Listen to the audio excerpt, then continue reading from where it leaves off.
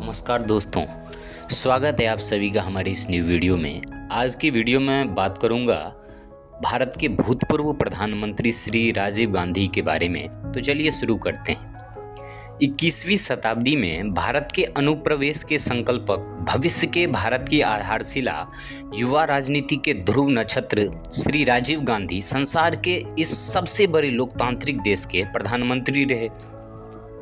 राजनीति की दलदल में उनकी छवि मानसरोवर में खिले कमल जैसी शुभ्र और शोभन थी। उनके नेतृत्व में भारत ने आधुनिकीकरण, विज्ञानिकीकरण और खुशहाली के नए युग में प्रवेश किया। श्री राजीव गांधी न केवल इस देश के करोड़ों लोगों के हृदय सम्राट थे, अपितु तीसरी दुनिया की सारी आशाओं के केंद्र में मौजूद विश्व चर्चित राजनेता थे। अपने सौम्य व्यक्तित्व, निडर आचरण, स्पष्ट भाषण और उदात्त संस्कारों के सहारे श्री गांधी ने भारत के प्रधानमंत्री पद को नया आयाम प्रदान किया। भारतीय राजनीति के सबसे ताजे और प्रभाववान प्रकाशपुंज श्री राजीव गांधी का जीवन स्वाधीनता संग्रामियों की छत्र छाया एवं प्रधानमंत्री परिवार की गरिमा के बीच बीता। स्वभावतः देशनिष्ठा और अभिजात संस्कार के गुण उनके व्यक्तित्व के अविभाज्य अंग बन गए। भारत के प्रथम प्रधानमंत्री पंडित जवाहरलाल नेहरू के नाती और भारत की पहली महिला प्रधानमंत्री श्रीमती इंदिरा गांधी के ज्येष्ठ पुत्र श्री राजीव गांधी का जन्म 20 अगस्त सन 1944 को बम्बई में हुआ था।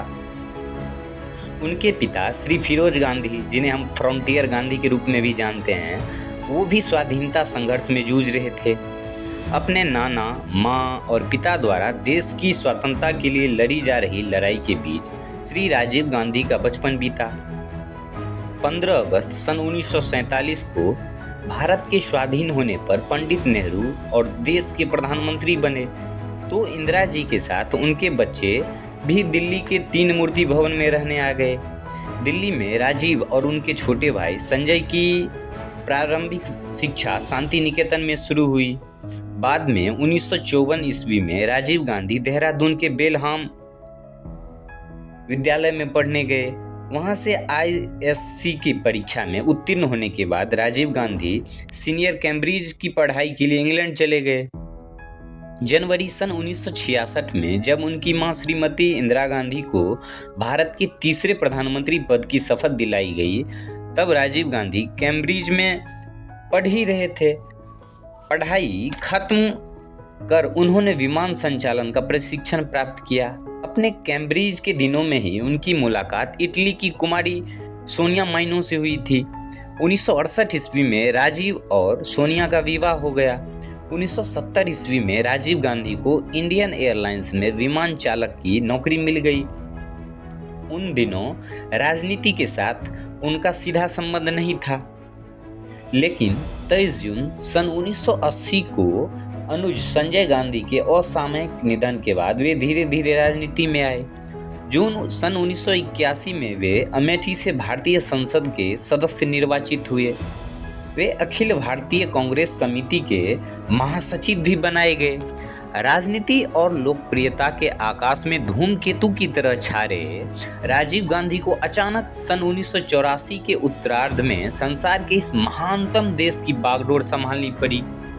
उनकी मां विश्व नेता श्रीमती इंदिरा गांधी 31 अक्टूबर सन 1984 को अपने ही दो अंगरक्षकों की गोलियों का निशाना बन गई और अत्यंत संकटपूर्ण अस्त व्यस्त परिस्थितियों में उसी दिन श्री राजीव गांधी को प्रधानमंत्री पद की शपथ दिलाई गई।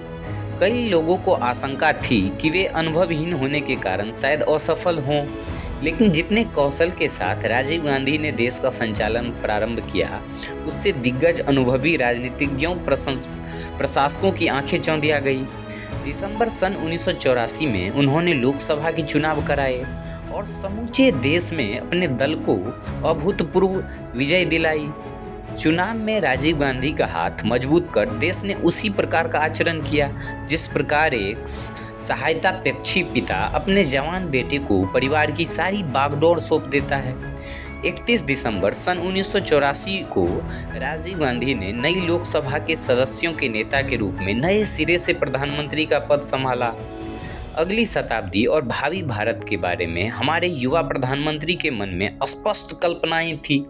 वे भारत को कंप्यूटर युग में ले जाना चाहते थे और संसार के अन्य देशों के बीच इस देश की विशिष्ट छवि बनाने के हिमायती थे।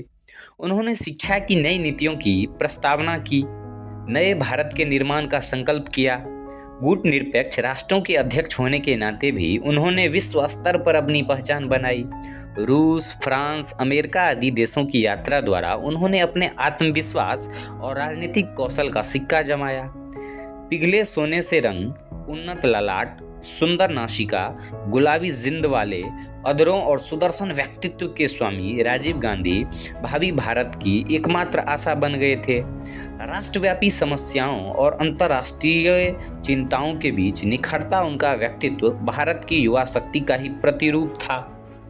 बात करें इनके मृत्यु की तो एक दिन की बात है जब वे भाषण खत्म करने के उपरांत वे स्टेज पर ही थे, तब एक महिला उनके स्वागत में उन्हें माला पहनाने की इच्छा जाहिर की।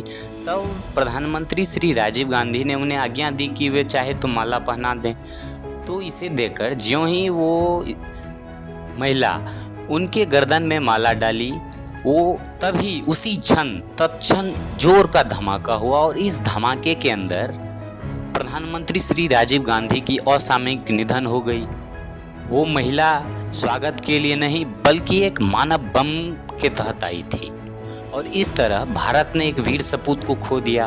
भारत के सबसे युवा प्रधानमंत्री, ऐसा प्रधानमंत्री जिनका व्यक्तित्व भारत की युवा शक्ति का ही प्रतिरूप था, उनको हमेशा के लिए खो दिया। तो दोस्तों, ये था हमारा वीडियो।